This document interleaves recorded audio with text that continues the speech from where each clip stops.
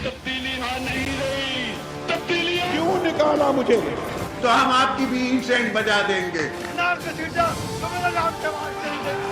Get him out of here. Get out. Pakistan को इंशाल्लाह कुछ नहीं हो सकता। पाकिस्तान जिंदाबाद, पाकिस्तान जिंदाबाद।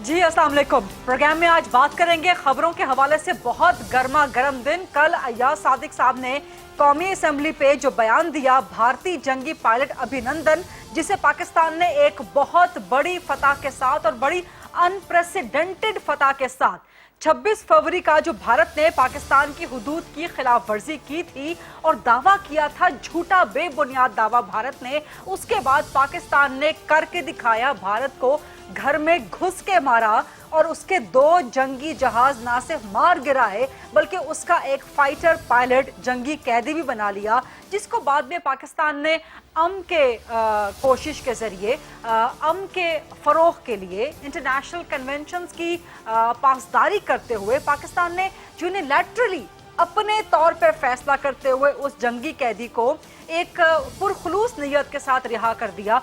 कल अय्याज सादिक साहब ने जो बयान दिया वो बहुत अफसोसनाक, बहुत गैर जिम्मेदाराना। क्या कहा था अय्याज सादिक साहब ने, एक रिकैप जरा कर लीजिए। अभिनंदन की क्या बात करते हैं।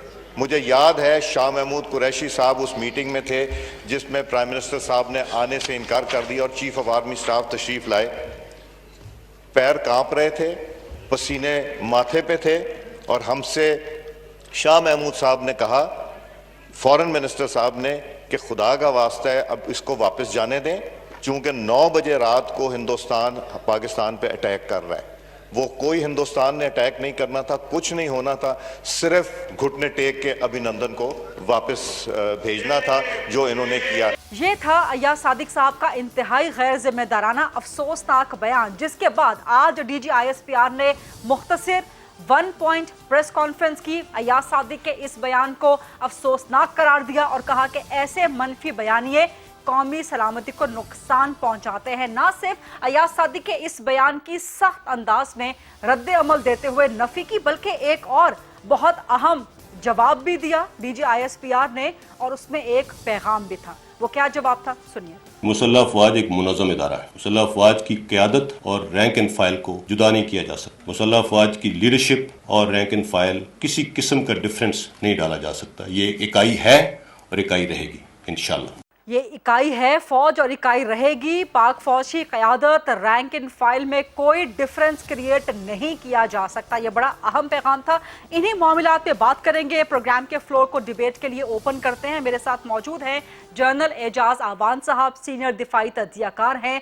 इफ्तिखार अहमद साहब सीनियर सहाफ़ी हैं, तज्जियाकार हैं, दानिश्वर हैं, वो मेरे साथ मौजूद हैं। पाकिस्तान तहरीक इंसाफ से सीनियर मरकज़ी सरकर्दा रहनुमा फ़रूख हबीब साहब मेरे साथ मौजूद हैं, और मुस्लिम लीग नून से, जिनकी वजह से ये सारा कज़िया, ये सारा बहरान, ये सारा एक हंगामा या एक तनाज़ा खड़ा हुआ, वहाँ से मुझे ज्वाइन कर रहे हैं तारिक फजल चौधरी साहब। सवाल तो मैं चाह रही थी जनरल एजाज आवान साहब से शुरू करूं क्योंकि उनके साबिका इदारे के हवाले से है, लेकिन तारिक साहब, पहला क्विक सवाल आपसे। अय्याज सादिक का इंतहाई गैर जिम्मेदाराना अफसोसनाक बयान, क्या अय्याज सादिक साहब साबिक स्पीकर हैं, एक बड़ा प्रोफाइल है उनका पॉलिटिकल, उनको माफ़ी मांगनी चाहिए, माफ़ी मांगेंगे? बिस्मिल्लाहिर्रहमानिर्रहीम। देखें, जो सारा इस वाक़े का आपने जिक्र किया, मैं ज़ाती तौर पे भी और अपनी जमात की हैसियत से भी हम ये यकीन रखते हैं कि पाकिस्तान का जो रिस्पांस था इस तमाम वाक़े पे, और मुख्तसर अर्ज़ कर देता हूँ एक मतलब चंद सेकंड में ही, कि पुलवामा जब हमला हुआ तो इंडिया ने गैर ज़रूरी तौर पे पाकिस्तान को उसका इल्ज़ाम दिया और पाकिस्तान की सरहदों के ऊपर उसने बाकायदा अपनी अफवाज बढ़ाई, एस्केलेशन की, और उसके बाद पाकिस्तान की फ़िज़ाई हदूद की खिलाफ वर्जी की। 2 जंगी तैयारे पाकिस्तान की फ़िज़ाई हदूद में दाखिल हुए, दोनों को हमारे शाहीनों ने मार गिराया। एक पायलट उसमें से गिरफ़्तार हुए जिसका नाम था अभिनंदन, और पाकिस्तान ने एक मेच्योर स्टेट और एक अमन पसंद मुल्क का सबूत देते हुए अभिनंदन को, ज़ाहिर है उस मुछल का हमने अचार तो नहीं डालना था, उसे वापस किया, इंडिया को दिया।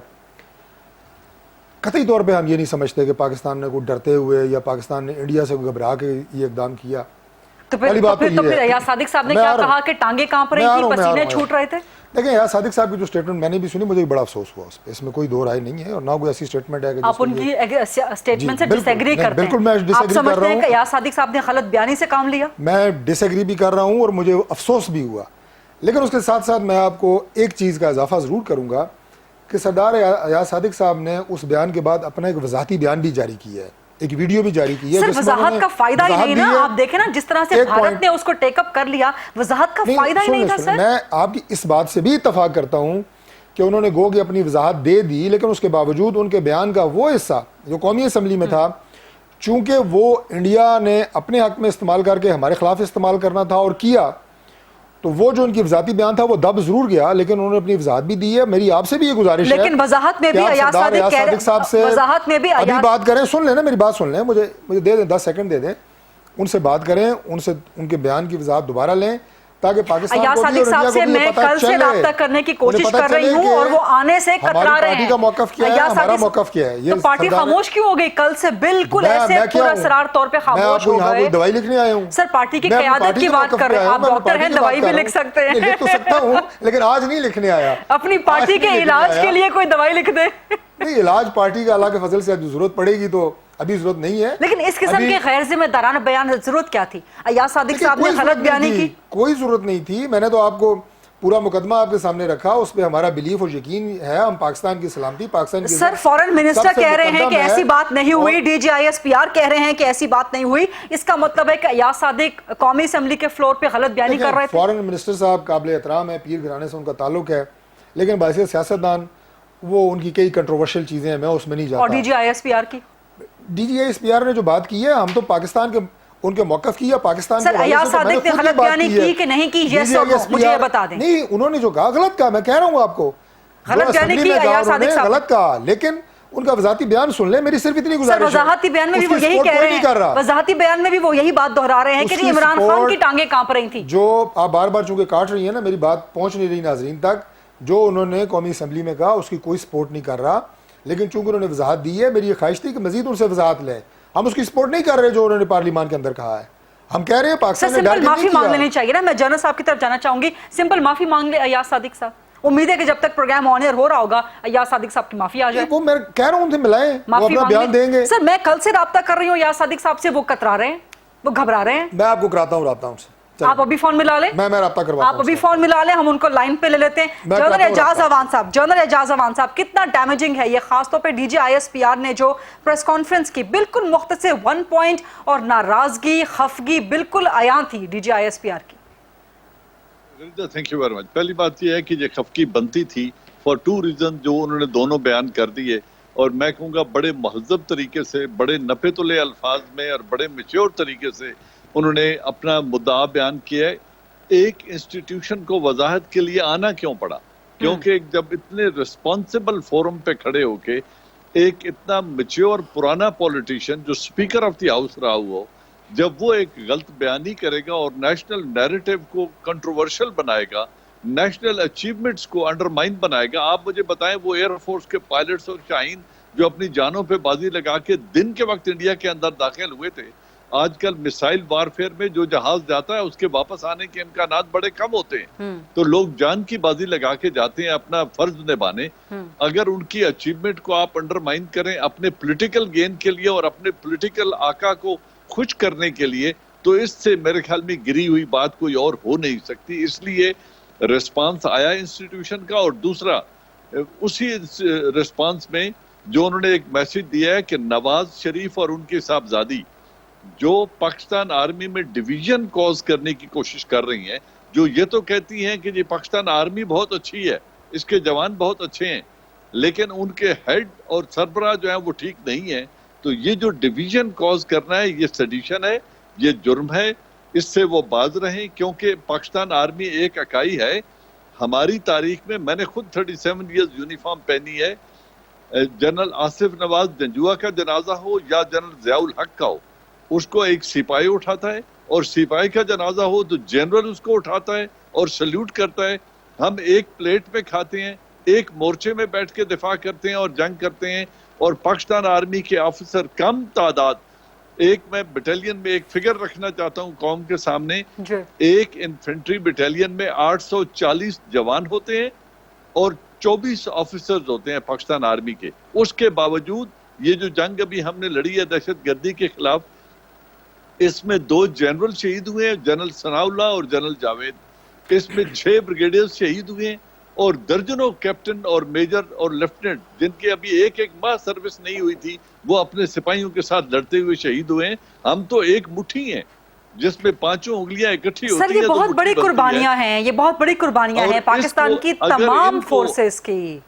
اگر اس میں کوئی ڈویژن کاز کرنے کی کوشش کر رہا ہے تو وہ غلط کر رہا ہے, وہ آگ سے کھیل رہا ہے. اپنی سیاست کریں, حکومت کی تنقید کریں, حکومت کی پالیسیز کو تنقید کا نشانہ بنائیں, یہ ان کا پولیٹیکل رائٹ ہے. لیکن اداروں کو اور نیشنل اچیومنٹس کو انڈرمائن کر کے میں جنرل صاحب یہ جو سیکنڈ پارٹ ہے نا کہ فوج کے اندر ڈویژن کریٹ کرنے کی کوشش جو ہو رہی ہے, اس پہ تفصیل سے آپ سے سوال کروں گی. افتخار احمد صاحب, نون لیگ ورسز اسٹیبلشمنٹ ہیڈز آن, نواز شریف صاحب کی جو آل پارٹیز کانفرنس میں تقریر تھی وہیں سے یہ خدشہ پیدا ہونا شروع ہو گیا تھا. لیکن اب تو جیسے مریم نواز کہتی ہے نا کہ بڑوں کی لڑائی ہے, چھوٹے اس میں سے ہٹ جائیں, تو بالکل لگ رہا ہے کہ بڑوں کی لڑائی بالکل ہیڈز آن آ گئی ہے. تو کہاں تک ہم کہیں کہ جی نہیں نون لیگ کا یہ بیانیہ بھی درست ہے, نون لیگ کا یہ سوال بھی درست ہے, آل پارٹیز کانفرنس کی تقریر, پھر اس کے بعد گجرانوالہ کی تقریر, پھر اس کے بعد کوئٹہ جلسے کی تقریر, پھر اس کے بعد ٹویٹس مختلف, پھر ایاز صادق کا یہ بیان, پھر کوئٹہ جلسے میں جو سلپ آف ٹنگ تھا آزاد بلوچستان کا. تو کہاں تک جو لوگ ہیں وہ یہ ڈیفینڈ کریں کہ جی نہیں نون لیگ کا سوال کرنے کا حق ہے, کہاں تک آخر جائے گی یہ بات؟ آج آپ کا سوال اس سارے معاملے پہ ہے یا ایاز صادق کے حوالے سے؟ ایاز صادق کے حوالے سے بھی, اور ظاہر ہے اس کا ایک بیک گراؤنڈ بھی چلتا ہوا آ رہا ہے. افتخار احمد صاحب ٹھیک ہے, بیک گراؤنڈ چھوڑیں آپ. ایاز صادق کو یہ بات نہیں کہنی چاہیے تھی. ٹھیک. اور پیمرا نام کا ایک ادارہ ہے جو اس کی یہ ذمہ داری ہے کہ اگر اس قسم کی کوئی چیز آن ایئر جاری ہے تو اس کو روکتا. ٹھیک. اور جیسے آج ایک اور ایم این اے نے غیر ذمہ داری کا ثبوت دیا پلوامہ کے اندر گھس کے مارنے کا, اس کی بات کو بھی آن ایئر نہیں جانا چاہیے. ٹھیک. تو کیمرا نام کا ادارہ جو ہے اس کو بھی سوچنا چاہیے. اور یہ لکھا ہوا ہے, صرف اتنی پروٹیکشن ہے کہ فلور آف دا ہاؤس پہ جو بات کہی جائے گی اس پہ آپ لیگل پروسیڈنگ نہیں کر سکتے, لیکن آپ حذف کر سکتے ہیں اور اس کی پبلسٹی سے روکا جا سکتا تھا. ان دونوں معاملات میں, پلوامہ معاملے میں بھی اور ایاز والے میں بھی, کیمرا نے انتہائی غیر ذمہ داری کا ثبوت دیا ہے. اس سلسلے میں ایک بھرپور انکوائری کرنی چاہیے کہ جہاں وہ لوگ بہت سارے بیانیے لیے پھرتے ہیں, کہیں اندر بیٹھے لوگ تو کچھ بیانیاں نہیں کھیل رہے. ایک بات. ٹھیک. دوسری بات, آپ نے اب اس کو سیاسی رنگ دینا چاہتی ہیں. میں سیاسی رنگ کے بارے میں کچھ نہیں کہنا چاہتا, ماسوائے کہ جو ڈی ایس پی آر کا ایک بیان کا ایک حصہ ہے, لاسٹ جو پوائنٹ ہے کہ جو آرمی ہوتی ہے یہ ایک نیشنل آرمی ہوتی ہے, یہ قومی آرمی ہوتی ہے, یہ اے بی سی ڈی کی نہیں ہوتی. اس کے چیف آتے رہتے ہیں اور چیف جاتے رہتے ہیں, لیکن army remains there. That's all. آپ سمجھتے ہیں ایاز صادق صاحب کو معافی مانگنی چاہیے اپنے بیان پہ, یا ان کی وضاحت کافی ہے بس؟ دیکھیں میں ایاز صادق سے معافی کا اس لیے نہیں کہوں گا, مجھے پتہ نہیں وہاں پہ ہوا کیا ہے. نہ تو میرے پاس ویڈیو ہے, نہ میرے پاس. افتخار صاحب میں آپ کو بھیج دیتی ہوں, میں نے ابھی سنوائی بھی ہے, دوبارہ سنوا دیتی ہوں. آپ پتہ نہیں آپ کس ویڈیو, آپ اس ویڈیو کی بات کر رہی ہیں جو آپ دکھا رہی ہیں, جو واقعہ اس لمحے جب یہ واقعہ جو میٹنگ میں ہوا. سر وہ میٹنگ تو سیکرٹ تھی نا, وہ میٹنگ تو خفیہ تھی. وہ تو ایک اب حوصلہ کریں نا, پھر حوصلہ بھی کریں نا آپ. اگر وہ سیکرٹ میٹنگ تھی تو اس سیکرٹ میٹنگ پر کیمرا کا کوئی رول نہیں تھا کہ اس کیمرا اس سیکرٹ میٹنگ کو اگر فلور آف دی ہاؤس پہ کہہ دی گئی تو اس کو روکتا. چھوڑیں اس بحث کو, غلطی ہے اور یہ غلطیاں ہم سب کر رہے ہیں. سر افتخار صاحب غلطی صرف پیمرا کی ہے یا آپ سمجھتے ہیں کہ غلطی ایاز صادق کی بھی ہے, جیسے آپ کہہ رہے ہیں فواد چودھری کا کہ جی ایک اور وزیر نے پلوامہ, وہ بھی ظاہر ان کا سلپ آف ٹنگ تھا یا جو بھی تھا سچویشن؟ نہ وہ سلپ آف ٹنگ ہے, اس کا وہ ڈیبیٹ ہے. کل یہ ایاز صادق ہماری جان نہیں چھوڑ رہا تھا, وہ انڈیا کا ٹی وی, اور آج اس نے وہ پکڑا ہوا ہے. یہ غیر ذمہ دارانہ رویہ ہمارا, ہمیں نہیں کرنا. یہ نیشنل سیکورٹی جو ہے یہ کسی کے باپ کی نہیں ہے, یہ میری بھی اتنی امپورٹنٹ ہے, میری بھی اتنی ذمہ داری ہے. जितनी मेंबर पार्लियामेंट इफ्तिखार साहब आप बिल्कुल ठीक बात कह रहे हैं, लेकिन जिस तरह से आप खुद फरमा रहे हैं कि इंडियन मीडिया ने इसको उठा लिया है, तो अय्याज सादिक अगर अपने बयान पे माफी मांग लें कि जी ऐसा वाकया नहीं हुआ था, तो फिर सारा डाई डाउन हो जाएगा ना जो इंडिया उठा रहा है प्रोपेगेंडा। देखिए मोहतरमा, हम एक आदमी से माफी का कह रहे हैं जिसके बारे में मैंने अपनी राय दी है। मुझे नहीं पता वाकया क्या हुआ, कैसे हुआ, चीफ ऑफ आर्मी स्टाफ ने क्या कहा, उस वक्त के जो वजीर खारजा थे उन्होंने क्या कहा, डायलॉग क्या हुए, सिचुएशन क्या थी, हम नहीं जानते। अय्याज ने कहा नहीं कहना चाहिए था, जो उसने कहा फवाद ने नहीं कहना चाहिए था। और जहां तक ये रही आर्मी किसी एक की नहीं है, ये आर्मी मेरी भी उतनी है जितनी आर्मी वालों की है। ठीक है, बिल्कुल ठीक है, ठीक है, ठीक है इफ्तिखार साहब आपका पॉइंट आ गया। तारिक फजल चौधरी साहब, क्या इस मामले का बनेगा क्या? क्योंकि इस वक्त नून लीग ने जो अय्याज सादिक वाला स्टेटमेंट है, ये नून लीग ने अपने पांव पे कुल्हाड़ी मारी, और अगर कहीं पे कोई पैचअप का, कोई डायलॉग का इम्कान भी था, तो इसके बाद तो उन्होंने बिल्कुल उसका 2-3 चीजें जी बड़ी मुख्तसर। एक तो मैं सारा बात कर चुका हूँ इस वाक़े के ऊपर, दोबारा रिपीटिशन होगी। अपने जज्बात का इजहार भी कर चुका हूँ, पार्टी का मौक़िफ़ भी दे चुका हूँ। जो बात जनरल साहब ने की है मैं उस हवाले से थोड़ा सा रिस्पॉन्ड करूँगा। हम या मेरी जमात कतई तौर पे हम ना चाहते हैं, ना हम कर रहे हैं, ना हम करना चाहते हैं, और हमें पता है ये होता नहीं है कि हम फौज में कोई डिवीजन या दरार डालें। ये बात मुस्लिम लीग नून कम अज़ कम ना सोच सकती है, ना कर सकती है। लेकिन जब आपके कायद, यहाँ पे मुझे एक इंटरप्शन की इजाजत दे दें, जब आपके कायद कहते हैं कि फ्ला जनरल, मुझे 2 मिनट दे देना। देखें, उससे पता है क्या होता है, बड़े सेंसिटिव मामलात होते हैं। मेरी पहली एक बात सुन के हो सकता है कोई बंदा अपने टीवी बंद करके कहीं और चला जाए, बात उस तक पहुंचती नहीं है। तो क्योंकि हजारों नहीं करोड़ों लोग देख रहे होते हैं ना, तो तसलसल में बात हो तो नाज़रीन को समझ आती है कि मैं क्या कह रहा हूँ।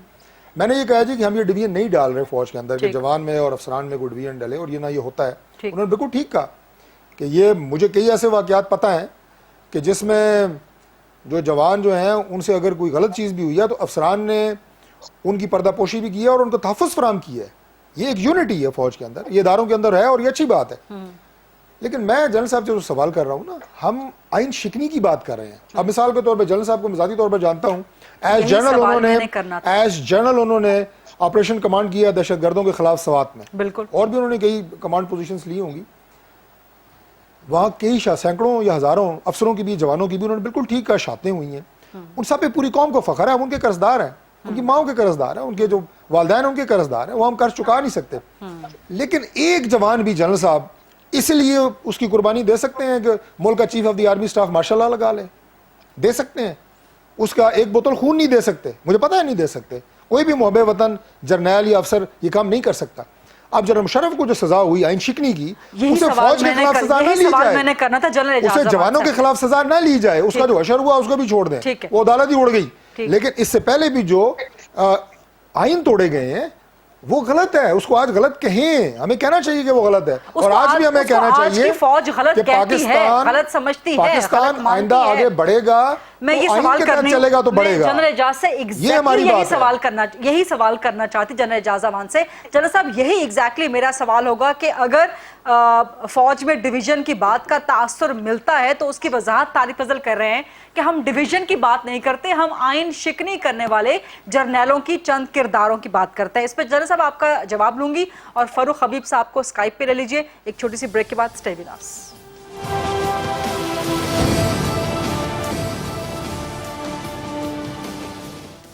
जी welcome back after the break. Farrukh हबीब साहब ने भी मुझे ज्वाइन कर लिया। फरूख साहब, अय्याज सादिक साहब का बयान बिल्कुल गैर जिम्मेदाराना था, अफसोसनाक था, लेकिन क्या इसका रिजल्ट ये होना चाहिए, इसका काउंटर नैरेटिव ये होना चाहिए कि खुदा न खास्ता आप उनके नाम को मीर सादिक के नाम से जोड़ना शुरू कर दें? ये गवर्नमेंट का जो एटीट्यूड है इस पर भी बड़े सवालात उठाए जा रहे हैं। फरूख साहब, देखें, बात यह है कि मुझे उन्हें कोई लकब नहीं देना। बात यह है कि पाकिस्तान की जो है वो आवाम देख रही है, और इन मौजूदा हालात के अंदर जो है जो जिसका जो किरदार है उसको भी बड़े अच्छे तरीके से जज कर रहे हैं। देखें, एक तरफ से आप कह रहे हैं कि बड़ा अच्छा जो है वो पाकिस्तान की फौज ने दफा किया, 2 जहाज उनके गिराए, हमने जो है अमन का जेस्चर देते हुए उनका पायलट रिहा कर दिया। दूसरी जानिब जो है एक कस्टोडियन ऑफ द हाउस एक अय्याज सादिक साहब जो है वो रह चुके हैं, स्पीकर नेशनल असेंबली हैं, वो आकर इस किस्म का बयान देते हैं जहां पर भारत की मीडिया مودی کے اس فالس کلیم کے اوپر تنقید کر رہا تھا، کل سے وہ جو ہے وہ ڈھول بجا رہا ہے. تو مجھے تو یہ نظر آ رہا ہے کہ یہ اس تاثر کو مزید مضبوط کیا جا رہا ہے کہ یہ بھی کل کا بیان بھی ایک سکرپٹڈ معاملہ تھا، کہ یہ ایک طے شدہ لکھا لکھایا سکرپٹ جو ہے ان کے حوالے دیا گیا اور اس قسم کا بیان دیا گیا جس کے اوپر جو ہے وہ بھارت ہماری جو وکٹری ہے اس کو جو ہے وہ متنازع بنا سکے، اس کو جو ہے ہمارے جوانوں کی جو جرت ہے اس جرت کا میں سمجھتا ہوں کہ ایک مذاق بنایا جا رہا ہے. اس قسم کے معاملے کو جو ہے وہ اب رکنا چاہیے. فاروق صاحب آپ بالکل ٹھیک کہہ رہے ہیں کہ اس قسم کے معاملے کو رکنا چاہیے، لیکن نون لیگ نے ایک تو ڈسون کر دیا، انہوں نے کہا کہ جی بالکل غلط تھا، ہم اس کو تسلیم نہیں کرتے. نمبر 2 ایاز صادق نے وضاحت بھی جاری کر دی. کیا یہ گورنمنٹ کے لیے کافی نہیں؟ دیکھیں بات وضاحت کا نہیں ہے یا معاملہ مافیوں کا نہیں ہے، معاملہ اس ڈیمیج کا ہے جو ڈیمیج یہ ڈن کر چکے ہیں. پھر ایاز صادق صاحب کی بات کو تو میں انڈیا میں ابھی تازہ جو چل رہا ہے فاروق بھائی آپ کو آواز آ رہی ہے؟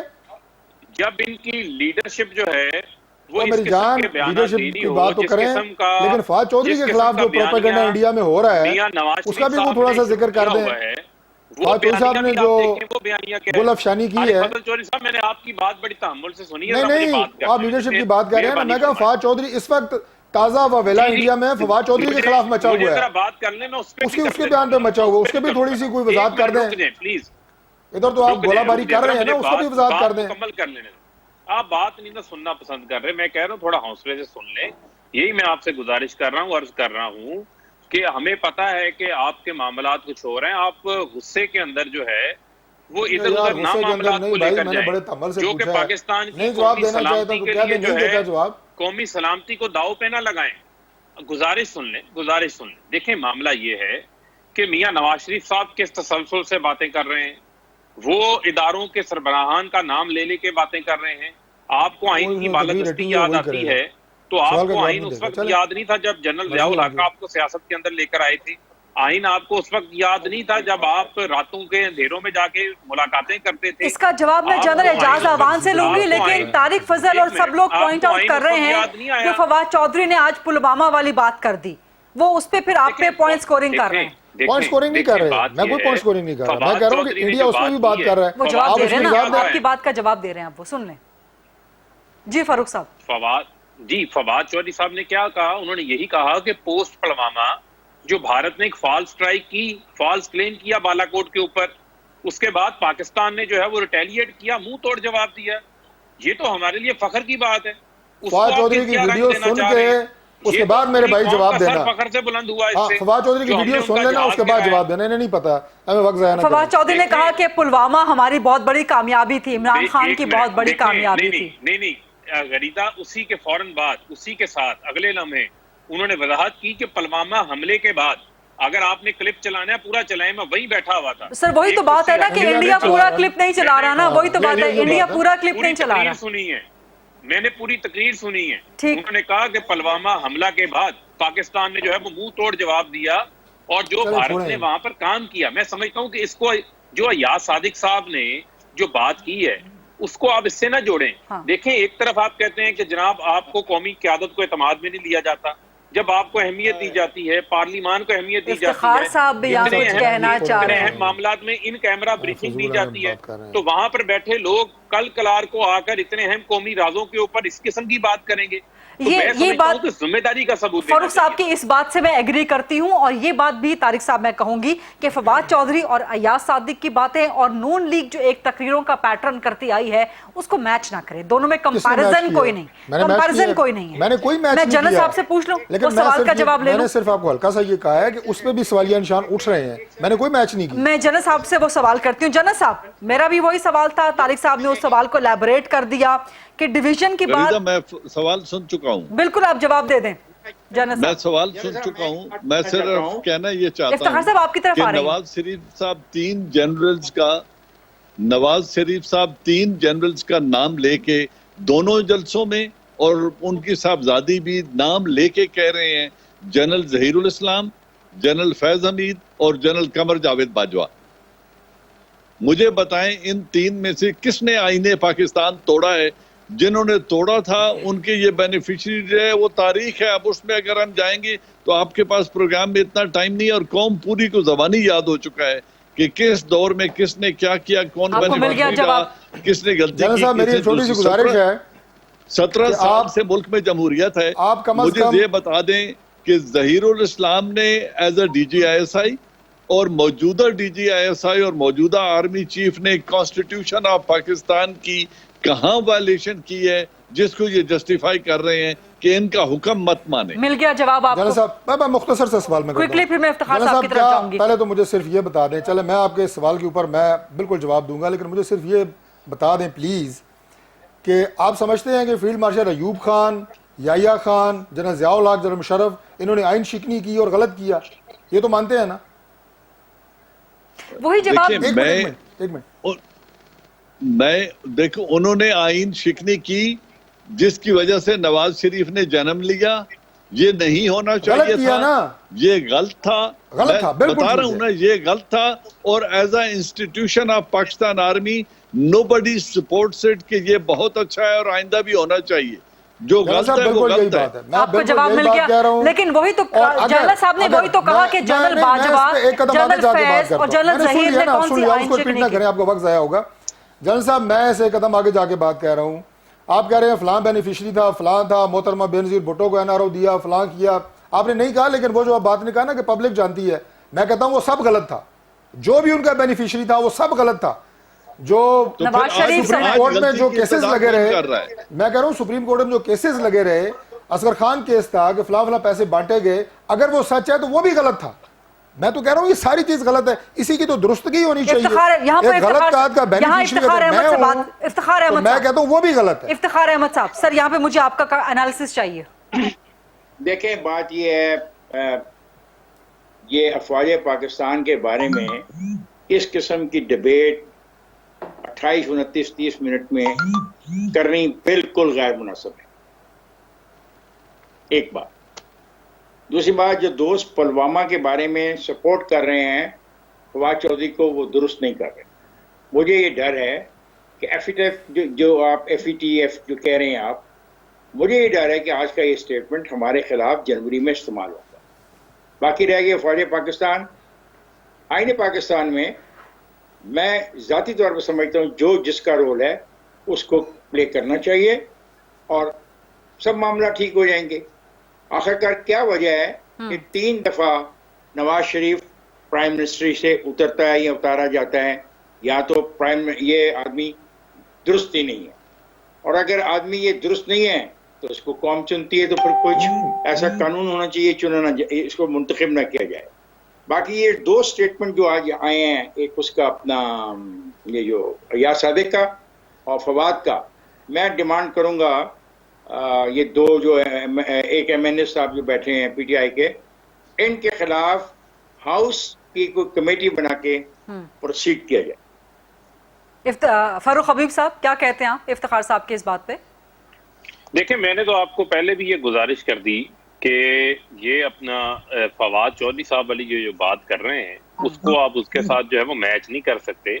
ایاز صادق صاحب نے جس انداز سے واشگاف الفاظ سے یہ کہا کہ ٹانگیں کانپ رہی تھی, کوئی خوف تھا 9 بجے بھارت حملہ کر دے گا, یہ اس قسم کا بیان فواد چودھری نے نہیں دیا. فواد تو یہ کہہ رہے ہیں, وہ تو ان کی ایاز صادق کی تقریر کا جواب انہوں نے دیا کہ آپ یہ بات نہ کریں, ہم تو جو ہے وہ پوسٹ پلوامہ جا کر وہاں پر ہم اٹیک کر گئے. دیکھیں ہاؤس کمیٹی بنے, ایک منٹ افتخار صاحب, ہاؤس کمیٹی بنے, اس کے اوپر چاہے ہاؤس کمیٹی بنے, اس کے اوپر چاہے وہ اگلا معاملہ ہو, ہم فیصلہ نہیں کریں گے کہ ہم نے قومی سلامتی کے معاملات کے اوپر اس طرح بات گفتگو نہیں کرنی, یا جلسے جلوسوں کے اندر پاکستان کے افواج پاکستان کو اس طرح ملائن نہیں کرنا, تب تک یہ معاملات نہیں رکیں گے. یہ تو قیادت کی سطح کے اوپر ہے. اگر ایاز صادق صاحب کا جو لیڈر ہے, جو یاد لیڈر ہے, وہی لنڈن کے اندر بیٹھ کے اس قسم کی باتیں کرے گا, تو ایاز صادق کل کو نکلے گا, کل کو کوئی اور ایکس وائی زیڈ نکل آئے گا, کل کو کوئی اور اس کے بات کر دے گا. یہ سلسلہ رکنا چاہیے. افتخار صاحب ایسا نہ کریں فرق صاحب.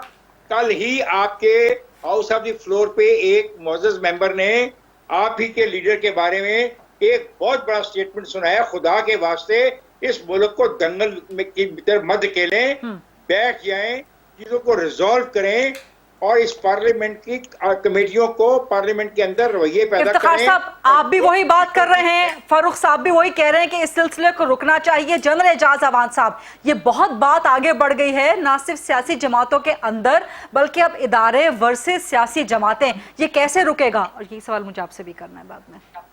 आप मुझे लगता है कि आप पाकिस्तान आर्मी से इसके बाद कोई बात नहीं सुनेंगे। उन्होंने अपना दो टोक मौकफ दे दिया है बड़े पेशेंस से सुनने के बाद।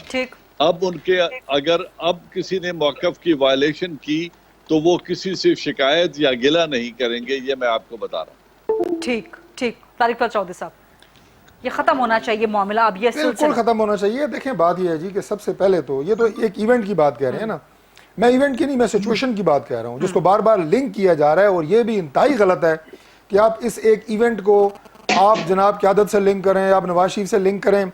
ये पाकिस्तान के मफाद के मजीद खिलाफ है जो पीटीआई कर रही है। क्या आप ये समझते हैं कि इस एक स्टेटमेंट को आप नवाज शरीफ के उससे मिलवाएंगे जो मुल्क का 3 दफा प्राइम मिनिस्टर रहा है? क्या वो इस हक में है जो सरदार रियाज सादिक ने कहा है? बिल्कुल भी नहीं है। इसके लिए आगे बढ़े। देखें तारिक फजल साहब, देखें, लेट्स बी वेरी फेयर। वो जब 3 दफा प्राइम मिनिस्टर रहे हैं तो एक दफा उन्हीं के प्रेसिडेंट ने उतारा, एक दफा अदालत ने उतारा और एक दफा फौज ने उनके खिलाफ कू किया, जिसको मैं आज भी कह रहा हूँ वो गलत था, नहीं होना चाहिए था। लेकिन ये जो दो वजह हैं 52B और सुप्रीम कोर्ट ऑफ पाकिस्तान, इन अदालतों के फैसलों पे अगर आपने तनकीद करनी है और ये कहना है कि नवाज शरीफ के साथ जुल्म हुआ है, तो फिर मेरे ख्याल में वो गलत खेल खेल रहे हैं। ठीक है, अदालतों के फैसले भी तो बहुत कंट्रोवर्शियल हुए हैं ना, इन्हीं अदालतों ने। अब ये डिबेट आगे बढ़ती रहेगी, सिर्फ एक जुमला माशाल्लाह को इन्हीं अदालतों ने वैलिडेट किया, जैसे आप भी कह रहे हैं डिबेट बढ़ती रहेगी, इसका कोई हल नहीं होगा। भुट्टो साहब को फांसी लगाई, तो ये बातें हैं, हमारी तारीख का हिस्सा है। बट इन्हें गवर्नमेंट को, तमाम स्टेक होल्डर्स को बैठ के आगे बढ़ाना पड़ेगा, नेशनल डायलॉग होना चाहिए, बिल्कुल होना चाहिए। बहुत बहुत शुक्रिया तारिक फजल चौधरी साहब, फारूक हबीब साहब, जनरल एजाज अवान साहब, इफ्तिखार अहमद साहब। छोटी सी ब्रेक लेते हैं, ब्रेक के बाद जब वापस आएंगे तो जुल्फी बुखारी साहब हमारे साथ मौजूद होंगे, कुछ सवाल जवाब उनसे करेंगे।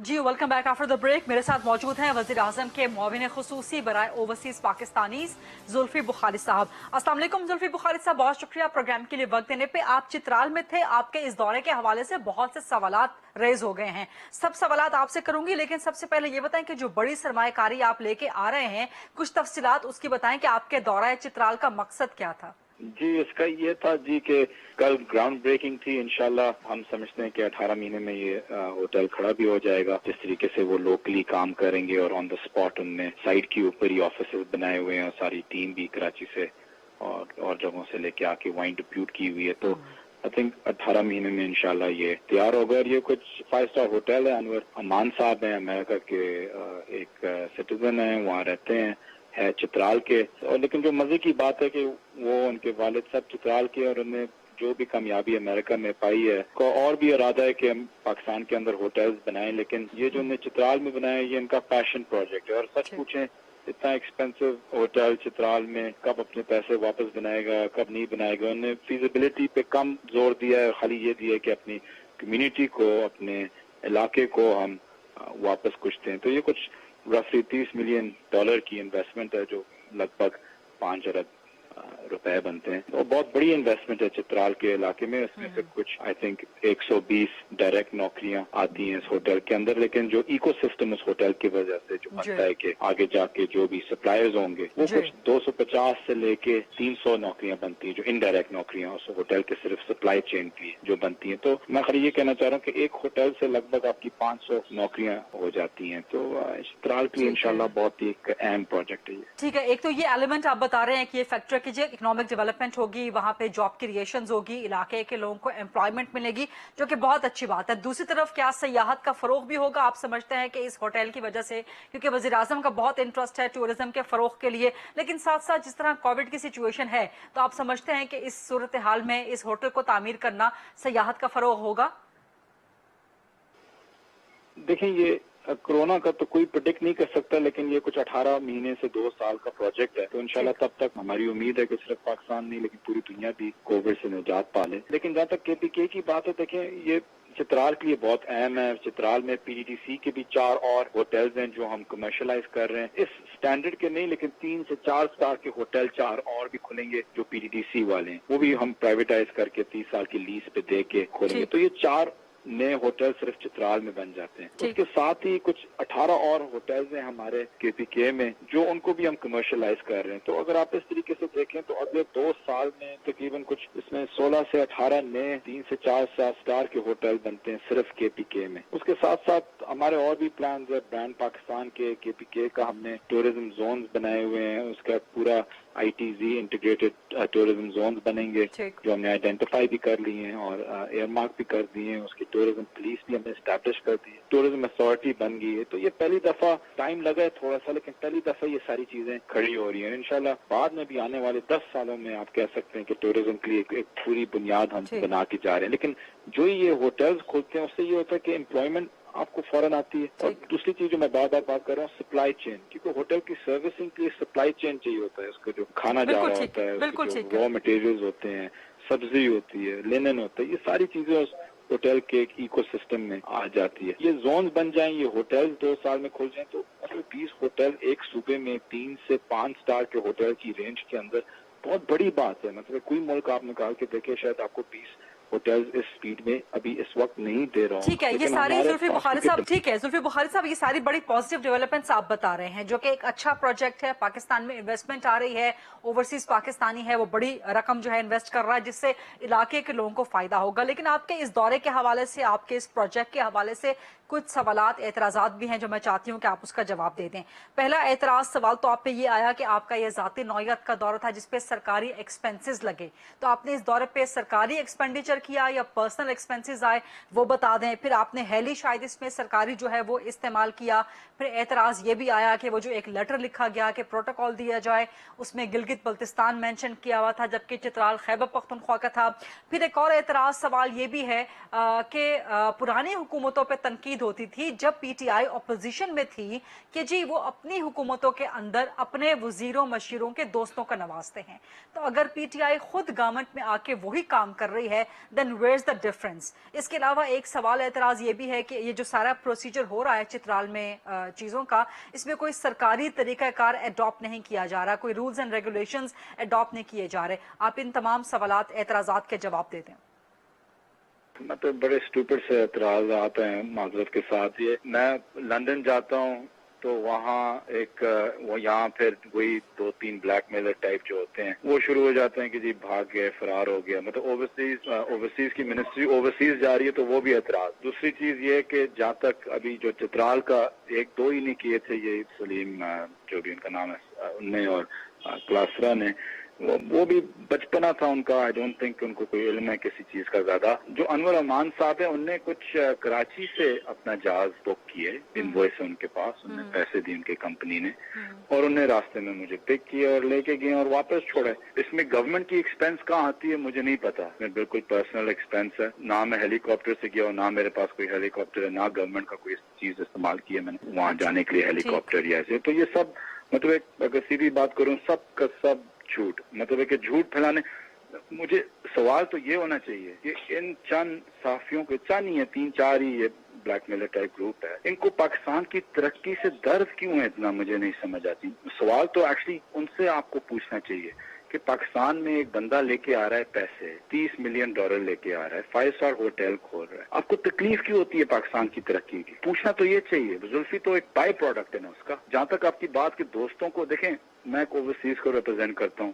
میرا کام یہ ہے کہ اوورسیز جو آئیں ان کو فیسیلیٹیٹ کریں. فیسیلیٹیٹ کیا کریں کہ ان کو دکھائیں کہ Pakistan is open for business. ہم بزنس مین کو دنیا سے جو بھی حصے کا ہو, میں جانتا ہوں یا نہ جانتا ہوں, ہمارا کام ہی ایز اے گورنمنٹ دکھانے کے لیے کہ پاکستان ابھی کھل گیا ہے بزنس کے لیے اور آئیں انویسٹ کریں. اب اگر وہ ڈیم کھول رہا ہو, اگر وہ کوئی موٹر وے بنا رہا ہو یا کچھ بنا رہا ہو اپنا کسی اور منسٹری کے ریلیٹڈ, ضروری ہے کہ اس منسٹری کا ریلیٹڈ منسٹر اس کو سپورٹ دیں. اگر اس کا زمین اس کی پرائیویٹ, پیسے جو لگ رہے ہیں ہوٹل بنانے کے لیے پرائیویٹ, تو اس میں تکلیف دہ کون سی بات ہے؟ کیا ہم نے کوئی CDA کی یا کسی ڈیولپمنٹ اتھارٹی کی زمین لے کے ان کو دی ہے غیر قانونی طریقے سے جیسے یہ لوگ دیتے تھے, یا خواجہ آصف یا ان لوگوں کے سعد رفیق کی طرح ہمارے کوئی شیئرز تھے اس کے اندر کہ ان کو کوئی اعتراض ہو؟ تو جب زمین ان کی، پیسے ان کے، تو حکومت کا کام ہے. میں آپ کو یہ بھی بتا دوں کہ انگلینڈ میں یا انڈیا میں یا دبئی میں جو بھی بڑے بزنس مین آ کے بزنس کرتے ہیں تو پوری گورنمنٹ ان کے ساتھ کھڑی ہوتی ہے، ریبن کٹنگ کرتی ہے، ان کو بلاتی ہے. مجھے یاد ہے کہ ڈینمارک، ناروے میں ایک اپولو ٹائرز ہے، انڈین کمپنی ہے، بلکہ وہ انڈیا وہاں گئے تھے، کچھ $200 ملین انہوں نے انویسٹ کیا تھا ناروے میں. انہوں نے پورا جو ان کا نیشنل برج ہے ناروے کا، ان کا لوگو لگایا ہوا تھا، اس کے اوپر لائٹ اپ کیا ہوا تھا ان کے لیے، انڈیا کا فلیگ لگایا ہوا تھا ناروے کے اندر، کیونکہ یہ باہر سے انویسٹمنٹ آ رہی. کیونکہ آپ انویسٹمنٹ کو انوائٹ کرتے ہیں. مطلب کہ اگر یہ چیز ہوتی کہ میرا $1 بھی کچھ ہوتا اس ہوٹل میں تو شاید کوئی بات ہوتی. لیکن اگین میں پوچھنے کی بات یہ کرتا ہوں کہ ان صحافیوں کو جو یہ 3-4 ہی ہیں، میں سب کو بالکل نہیں ہرگز نہیں کہہ رہا، لیکن جو یہ 2-3 ہیں ان سے پوچھو کہ ان کو پاکستان کی ترقی سے کیا. یار میرے سے آپ کو مسئلہ ہے، ٹھیک ہے، پاکستان کی ترقی سے کیوں آپ کو مسئلہ ہے؟ مطلب ہم سب پاکستانی، آپ کو تو دعا کرنی چاہیے اس بندے کے لیے اور اس کا شکریہ ادا کرنا چاہیے.